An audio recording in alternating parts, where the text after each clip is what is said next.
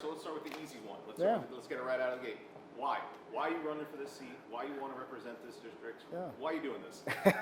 The question of the hour. I say, well, why not? Listen, I'm someone who grew up in this community, lifelong resident of this community. I've always done the work. I spent the last 4 years working at SUNY Downstate Medical Center right at the height of the pandemic and seeing firsthand sort of the lack of investment in our communities, particular our healthcare infrastructure here in Central Brooklyn.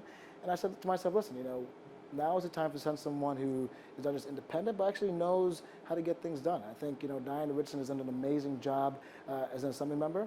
She leaves very big shoes to fill, and this is a very difficult job. And I think it's time to send someone who is going to get the things done, knows how Albany operates. And this is we also have to realize, whoever wins this special election will go right to Albany at a time where budget is uncertain, a lot of negotiations to either for New Deal for CUNY or the New York Healthcare Act, or even good cause eviction. There's a lot of issues that the person has to tackle day one, and we have to make sure the person that we send make sure that they're ready, one, but also make sure they don't take the issues of our community right to the doors and right to the powers of government. And I think whoever gets up there has to know the players of the game, but also knows how to also keep their independence as well. So that's why I'm running.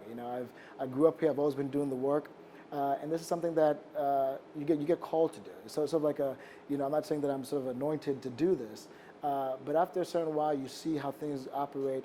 You kind of look at the field and you say, who in this current field is going to have to put the community first and be able to best do the job. And sometimes you have to take a leap of faith. And I'm taking a leap of faith. I'm putting my faith in the community and to the voters. The 43rd Assembly District wears that pride very well. I think it's probably one of the only assembly districts where they call it by the number instead of the neighborhoods, because we are collective. We are made up of Jewish families, of Caribbean American families, of Afro-Caribbean families, of Haitian Americans. The diversity of this community is what makes it strong. And I think, for me, taking all those stories from my time at PS 138, PS 241, even Prospect Heights High School, taking all those experiences of working in city government, working in state government, it's time. It's time to really get work done, and these are very difficult times, and we need to make sure we have a steady hand to get us through those times. You mentioned the experience that you do have in Albany, and that experience as far as seeing how things work there. I think a lot of people sometimes hear that and go, oh, well, it's not that big of a deal. But for someone who's been there, how important is it that you know what's going on when you get there? It's a huge deal. I think, because my thing is that you know how to actively operate, as I call it, the machine that is Albany. A lot of people just say, well, you get up there, you introduce a bill, it gets done. It's like, no, there's so many steps to introducing a bill, to getting funding for your communities, and you have to understand how that operates. A lot of people, may have spent a few months in the office and say, oh, I know how it operates. No, you got to understand who to call, who the players are, working with the governor's office, and also understanding who the players are within the governor's office. Sometimes people, they run on very big ideas and say, oh, I'm going to do this and do that, but don't have a lick of how government even operates. And I think it's good if you have an understanding of how government operates, but also bridging that with making sure that you're actually being a true voice for the people that you want to represent.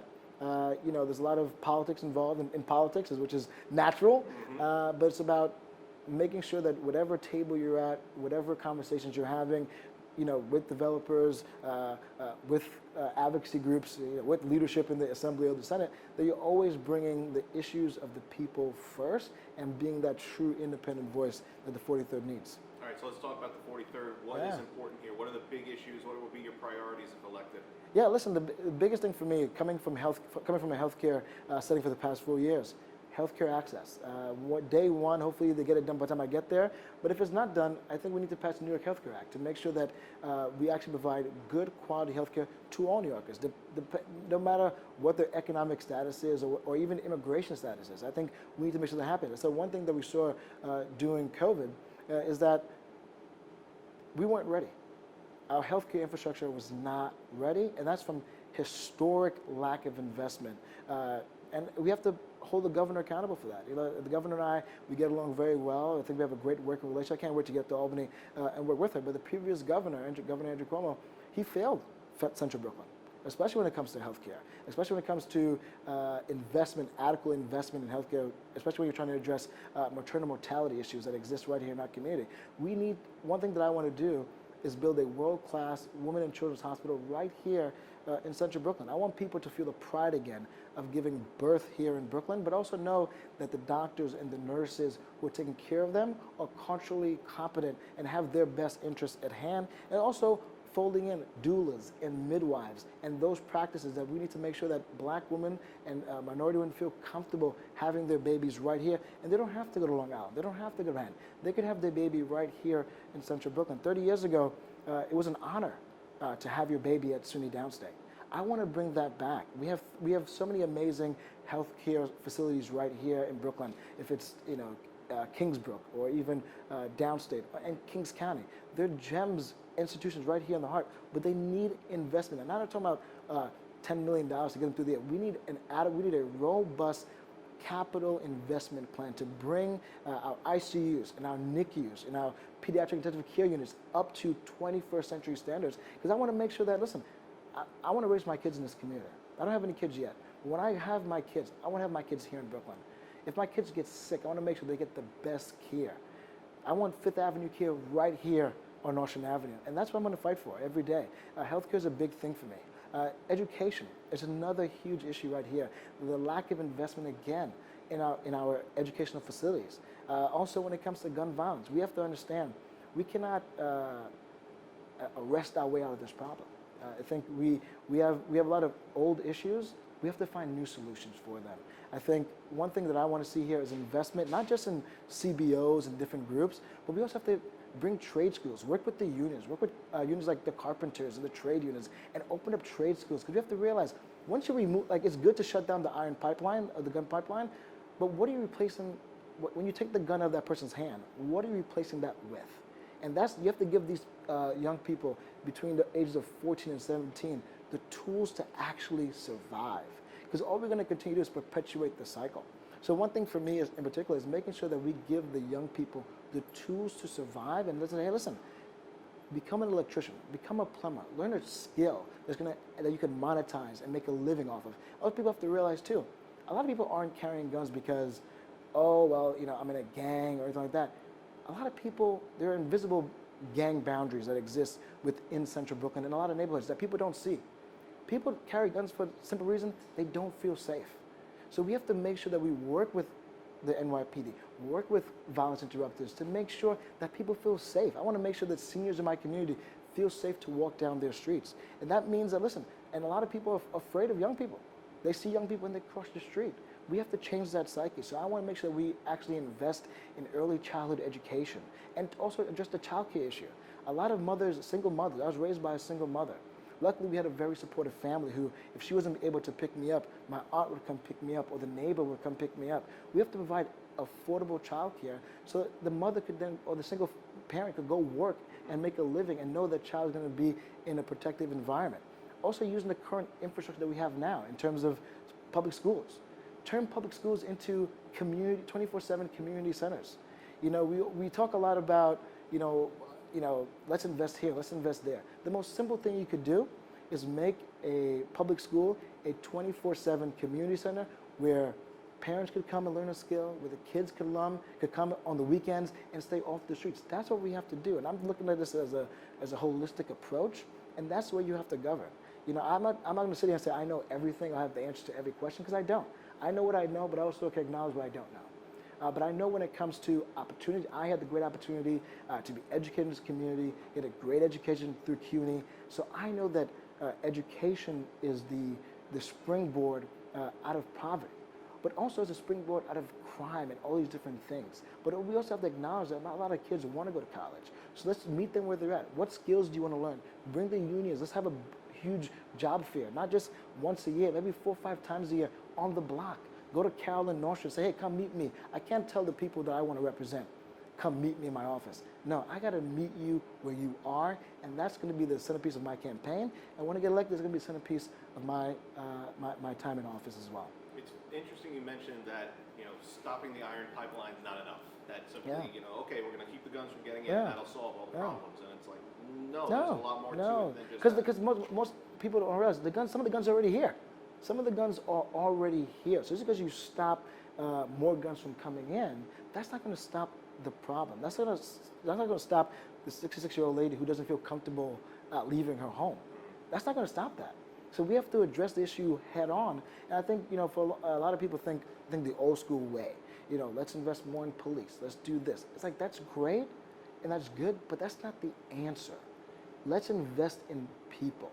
And that's the biggest thing about it. Let's invest in people. We have so many talented kids here, so much talented young people who want to do great things, but they just don't have the opportunity to do so. And that's what I will fight for every single day, to make sure that every child who grows up, not just in central Brooklyn, but in the state of New York, has that opportunity to get through poverty, get through that the gang life is not their only option. That there's so many opportunities out there for them to explore and make money and make a good living and not have to resort to crime. I feel like I constantly ask candidates about affordable housing. Yeah. And it's been years and years that I'm asking about affordable Yeah. housing, and at some point maybe I won't have to ask about affordable housing anymore. But I'll ask it this way. Is Yeah. it possible to create truly affordable housing in this district? I think it is. I think it's working within, definitely working within the federal government to first of all change AMI. There's no way that Central Brooklyn should be lumped in with Westchester or Long Island. That to me is absolutely ridiculous. So we have to find very creative ways. But there are ways to build true affordable housing right here in Central Brooklyn, probably one of the most priciest zip codes you could find right here in Central Brooklyn. There are ways, but we have to look at 421A. 421A, when it started many years ago, great, fantastic. It started a good conversation, but we need to fully scrap it. And we need to also look at the developers and listen, if you want to build here in my community, I want true affordable housing. And that doesn't mean, I don't want a one bedroom that's $2,000. I want some one bedroom that's $900. You know what I'm saying? We have to be realistic, especially when it comes to seniors who want to be able to age in place and age gracefully. They've done so much, they've worked tirelessly to enjoy retirement. I want to make sure that senior population is able to stay in this community. So we have to make sure that if we're going to actually say we're going to create an affordable housing tax incentive, that it actually does that. And for years, it's just the opposite. It's incentivized developers just to build and find carve-out and loopholes. If you want to build truly affordable housing, I'll work with you. There are some really good developers out there who want to do that, and we must work with them to address that issue. Because I can't, I was lucky enough to at least be educated and have an opportunity to make a decent salary where I could afford the rents in my community. But I know there's so many other people here who want to stay here, who want to live here, who want to raise their kids and grow a family, who can't afford to live here. This morning, I was on North and Eastern Parkway. And a lady came up to me, she goes, my neighbor's on the phone. So I got on the phone, and this lady is crying on the phone, saying that she's 3 months away from losing her life savings because through COVID, she lost her job and had to keep up with rent. And the one thing she wanted to do is always keep up with her rent, but now she's at the end of her rope. We must think about those people every single day, especially when it comes to, think about protecting tenants, but also think about homeowners as well, who have definitely struggled through this pandemic. I think a lot of people, when they hear the word landlord, they think about the multi-billion-dollar developers, but there's also a lot of small landlords right here in the community who are minorities, who are just trying to get through. And we must also think about them as well. So I 100% want to build affordable housing right here in my community for seniors and young people and entrepreneurs and all the people in this community, but also making sure that we protect black home ownership and minority home ownership right here in the heart of the 43rd Summit District. What about small businesses? Because they really got hammered by the pandemic. Now we're kind of coming out on the other side of it. I feel like a lot of people are like, oh, everything's going to go back to normal. Well, yeah, but a lot of these small businesses have really had to scrape and claw just to stay open. And now they're in this situation. What can you do to help them? And some of them have come up with very creative ways of rotating out staff, of doing certain things. Listen, right here in a local coffee shop, right here in the heart of the community, I wanted to have the interview here on purpose to highlight and spotlight a local business right here in the community, because we need to continue to shop and support local, especially MWBs and black-owned businesses, especially black women-owned businesses right here in our community. And I think there's so many resources, but a lot of businesses are, I can't say, hey, go to this website and figure out the information. Once again, I got to bring the resources to you. So that's working with the Brooklyn Chamber of Commerce, Empire State Development, and bringing the resources right to the people, because I can't say if you're a small business owner, you gotta man the day-to-day operation. I can't expect you to take an hour out of your day to come sit with me in my office just to figure out what resources are there. I know the resources, I know the people to call. Now I'm gonna say, hey, come to my community, let's walk up and down Nordstrom, let's walk Rogers Avenue, let's walk Flatbush, let's go to the people and actually say, hey, let's have a conversation. It's all about bringing the resources that currently exist, but it's making sure that we actually implement a full educational campaign around it, and also bringing the resource to the people. You know, the Brooklyn Chamber of Commerce has this great program, you know, Chamber on the Go. We need to continue to invest in that, and also taking Empire State Development and their Small Business Bureau, which is amazing work, but bringing it to the ground. We got to bring it to the people. That's the most important thing. You know, there's so many resources out there, but it's about the availability and also the knowledge. Not a lot of businesses know that those options and loans and different things even exist. So we have to make sure that people are actually aware of it and help them through the process. And in my office, you know, knock on wood, when I win on March 22nd, I'm going to bring the resources right to the people. Have small business fairs in a small coffee shop like this and say, hey, listen, these are the resources available to you, and I'll help you fill out, I'll bring lawyers, whatever you need, grant writers, whatever you need to make sure that you're able to apply and get the full benefits of the state government. What's the biggest difference between you and Brian Cunningham? He has a beard and I don't. You know, listen, I think this campaign is not a campaign about issues. It's not, you know, I think Brian and I agree on a lot of things. This campaign is about who's going to be a true, independent, progressive voice for this community. And I think that is the most important thing. The 43rd Assembly District has a history of making sure that they elect true, independent voices right here in the community. And we're looking to keep that tradition up. You know, I'm someone who has always stood on his own. I will continue to do so. I don't owe any political favors.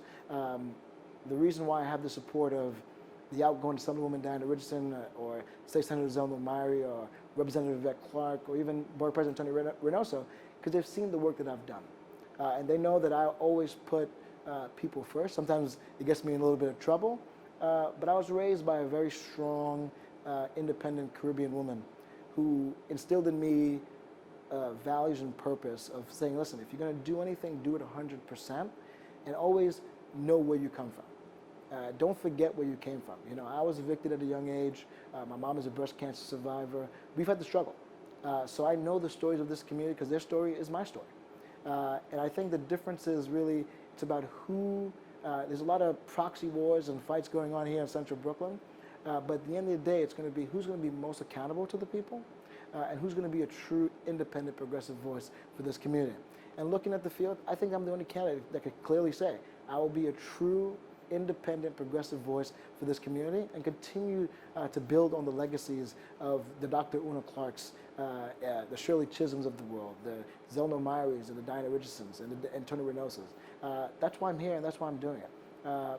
You know, my heart is, you know, I was sculpted by this community. I've seen a lot of things, not just my time at Downtown, but just walking in this community and growing up in this community. And I want to give back. And that's really what drives me every day, to wake up in the morning, to hit the trains, to knock on the doors, to make the calls. And hopefully the people of the 43rd see that, and they say, you know what, this is one of ours. It took a village to raise him, and now let's send him to Albany to be our fighter and our advocate in Albany. Last thing for you here, you've been out there, you've spoken to the voters, you've been talking to them. You know that this is going to, as you mentioned, you and Brian Cunningham, a lot of similar thoughts on the issues here. So it's going to come down to, you know, who people trust, like, want. Yeah. What do you want people to remember about you when they step in there to the booth, when they go on that? Because again, you're not on the Democratic line, you're down, so they got to go looking for you just a tiny bit. Just a tiny bit, What do you want voters to remember and know about you that makes them want to check your name? Listen, when this community was struggling during the height of the pandemic, I was here. I didn't make any excuses or anything like that. I was here.